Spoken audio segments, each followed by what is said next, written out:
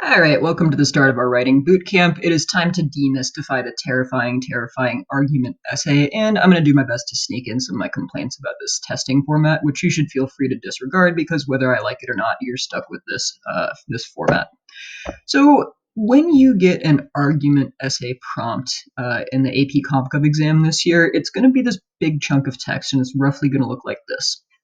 The first thing it's going to do is ask you to develop an argument about some sort of big, scary concept that's genuinely arguable. You remember on like the second day of school, I told you that you weren't really going to be talking about normative questions in this course. I lied. Here, they're going to ask you a better or worse type question, a more or less effective type question. So the first thing you're going to see is some sort of big, arguable question that they want you to develop a response to.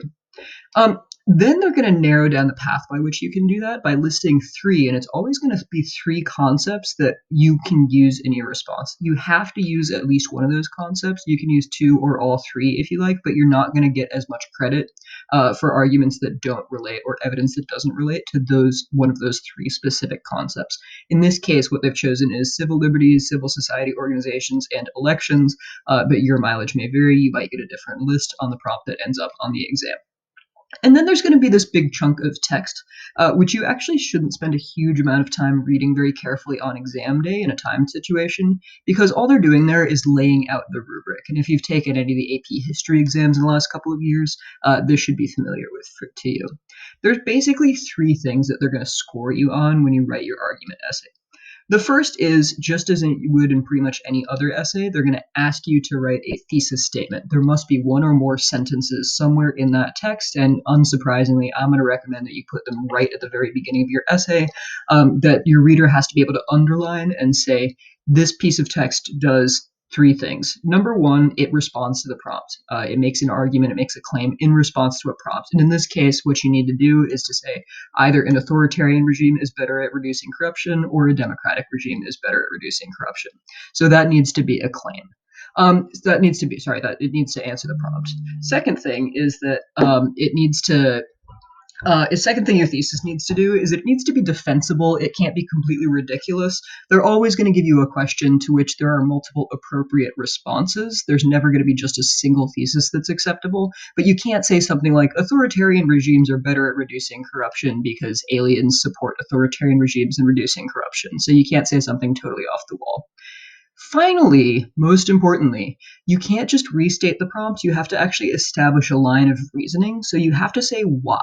And 99.5% of the time, a successful thesis statement in this format is going to use the word because or some synonym. Right?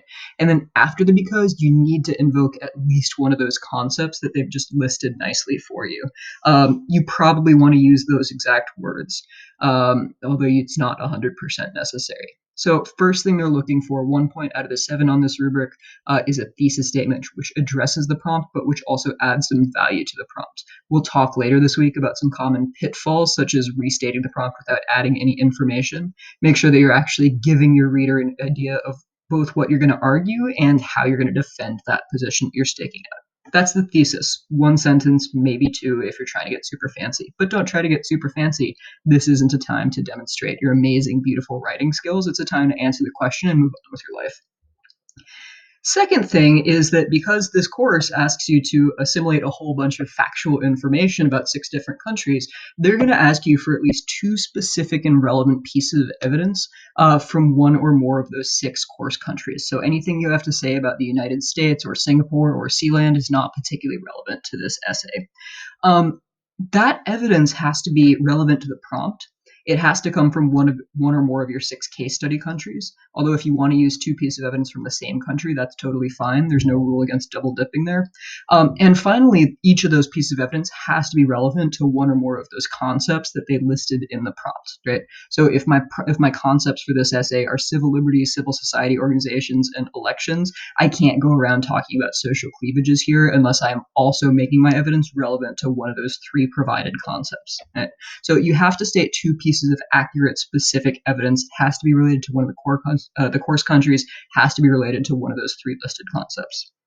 And then finally, you have to do something that I think probably a lot of your teachers have been harping about for the last several years, which is you can't just state the evidence and move on with your life. You have to stop and explain, spell out for the reader very explicitly why it is that that evidence supports your argument. Right? So if it's true that the United Kingdom has more civil liberties than, I don't know, Russia, you have to explain why more civil liberties are going to allow people in the United Kingdom to fight corruption more effectively than people in Russia who have fewer civil liberties. You have to connect the dots for your reader. Right? That's it. That's all you have to do. None of these things is particularly new to you, I hope. You've probably at some point in your academic career already written an essay with a thesis statement. You've probably already come up with some factual evidence. You do this in your life all the time, and you're going to keep doing it in the rest of your writing, thinking, debating, arguing, talking career. The reason that I've held out on you up to this point in the year, the reason that I don't particularly love this essay format, if I'm being honest and inflicting upon you my personal complaints, is because you can actually do this entire thing in like 5 or 6 sentences. And so I think the word essay is kind of a misnomer because this is not going to be a huge, beautiful, brilliant, elegant piece of writing that should bring your reader to tears. Here is the sum total of everything you need in order to get 100% of the points on this exercise. Um, Here is an example that I've kind of Frankenstein together from from a few different scored samples that are available from the College Board, and those are linked on my website, and we'll look at those in our live class on Monday as well. So first things first, I can just go ahead and write my one-sentence thesis in a pretty straightforward manner. And here I'm going to take one side. I'm going to say a democratic government's more effective in reducing corruption than an authoritarian one. So already I have established my position in response to the prompt because it is more transparent as a government and treats civil society organizations fairly. And there I have established my line of reasoning. Instead of just saying, here's what I believe, I've also said, here's why I believe it.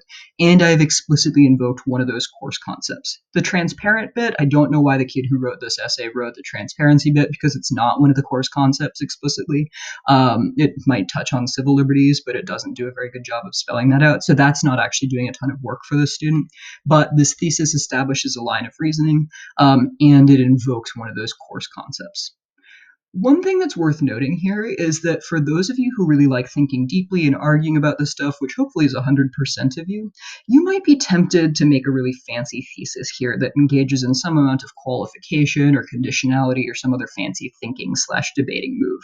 You might be tempted to say, well, democratic governments create more temptation for corruption, but they ultimately have more non-coercive tools in their tool belt in order to reduce corruption, whereas authoritarian governments can, blah, blah, blah, blah. You might want to make a fancy argument like that.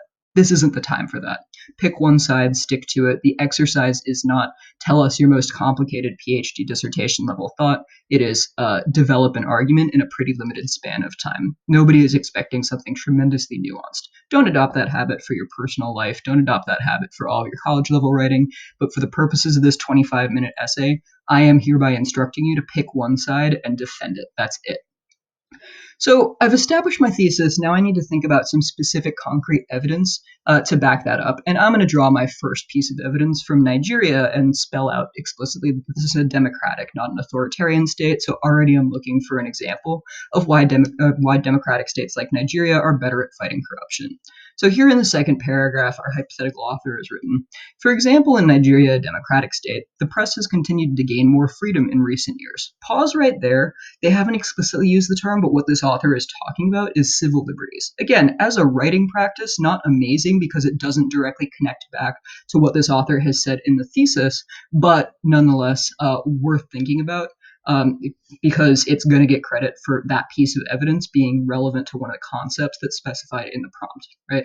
So this is a piece of evidence which does two things. It's actually worth 2 out of the 7 points in this entire essay. First, if I incorporate that next sentence, they've begun to report more and more on the government policies, officials, etc. It's just making a factually accurate statement. It's fairly specific. It relates to a case study country, and it backs up it's relevant to the prompt, right? And second, it's also getting that second evidence point by invoking, even implicitly, the concept of civil liberties. So already in these first 2 sentences of my second paragraph, this author has gotten 2 more out of the 7 points possible in this essay. So we're at 3 for a thesis and 2 evidence points. Then in the third sentence of this paragraph, they're going to go on to explicitly explain why civil liberties make a democracy good at reducing corruption. They'll say, some news platforms have reported about specific cases of corruption, and because of this, corruption is slowly becoming less common in Nigeria. Boom. Now they've connected the dots between democracies have more civil liberties and the prompt, which is democratic governments are better at reducing corruption. So this author now has 4 out of the 7 points, and we haven't even gotten to the third paragraph.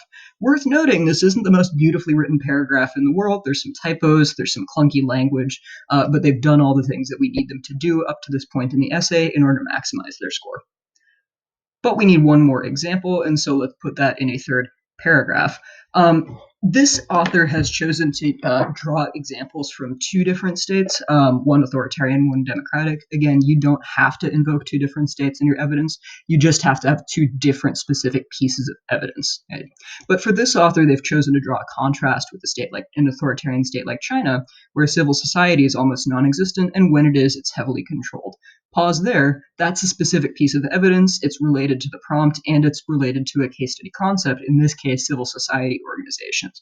Again, could be more specific. This author could have and probably should have gone into more detail about, for instance, civil society organization registration requirements or crackdowns on organizations like the Catholic Church, the Falun Gong.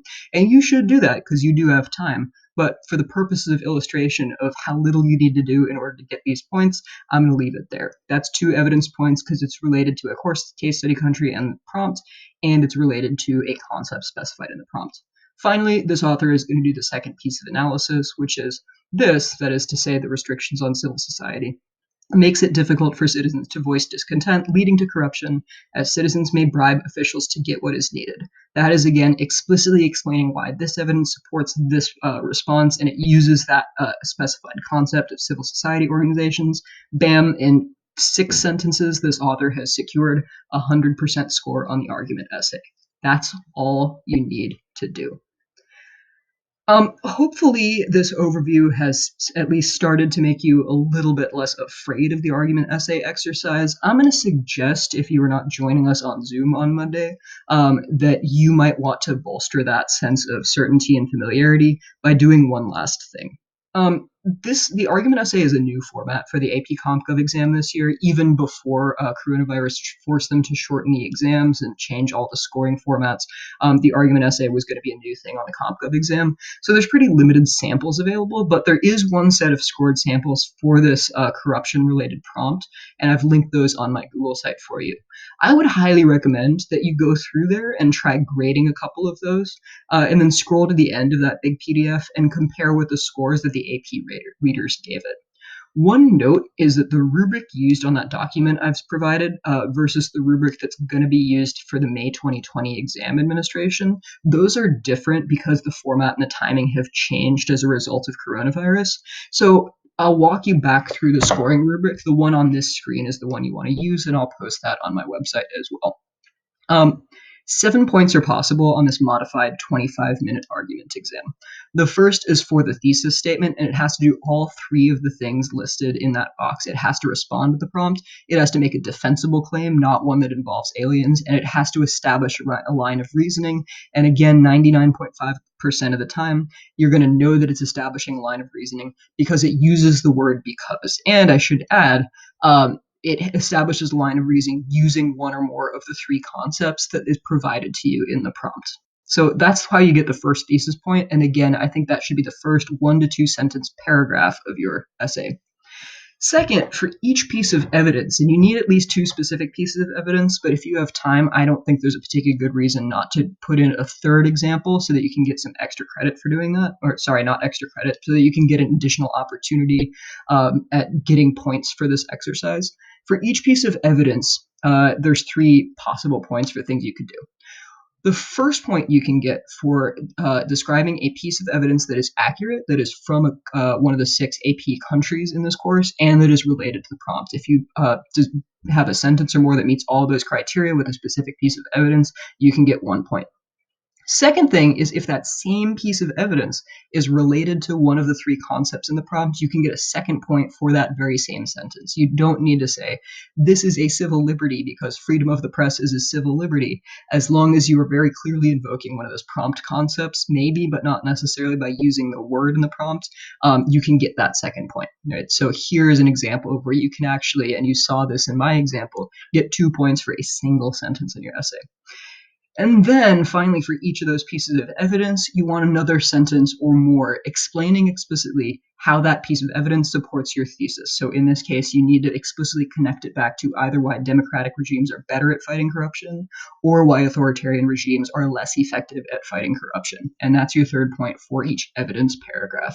7 points, 5 or 6 sentences. You can write more. You'll probably want to write more in order to cover your own butt. But that's really all you need to do. That's my breakdown of the argument essay. We'll do some writing practice over the course of the rest of this week. Thank you.